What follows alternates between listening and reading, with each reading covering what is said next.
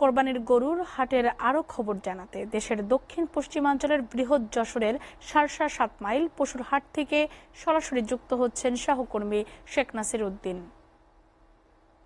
নাসির, পশুর হাটের বেচা বিক্রি কেমন দেখছেন, আর ওখানে যারা গরু নিয়ে আসছেন সেই খামারিরা কি বলছেন?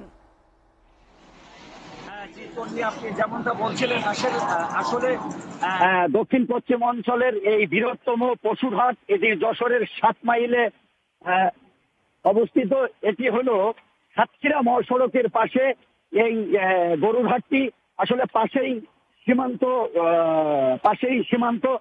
সীমান্ত দিয়ে আসলে এবার গরু আসার কোনো সুযোগ নেই।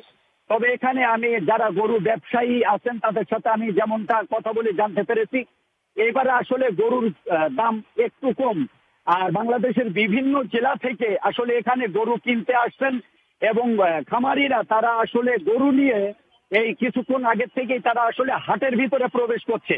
এখানে যশোরের নাভারণ সার্কেলের এসপি নিশাদ আল নাইয়ান আমাদের সাথে কথা হয়েছে। তিনি আসলে যেমনটা বলেছেন, এখানে ছিনতাইকারী বা ছিনতাইয়ের বা কোনো চাঁদাবাজি করার কোনো সুযোগ নাই এখানে। তবে এখানে আসলে ব্যবসায়ীদের প্রতিনিয়ত একটা অভিযোগ থেকে থাকে, সেটা হলো যে হাটের শেষের দিকে এখানে মলম পাখির দৌরত্ব বৃদ্ধি পেয়ে থাকে। এখানে প্রত্যেক বছরে আসলে এরকম দুই একটা অপ্রীতিকর ঘটনা ঘটে থাকে।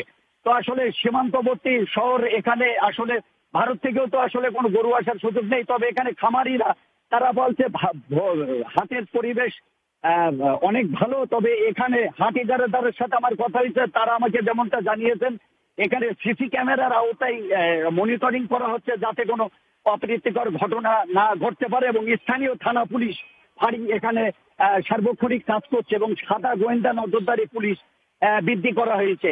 এই ছিল যশোরের ৭ মাইল পশুর হাট থেকে। নাসির, আপনাকে ধন্যবাদ।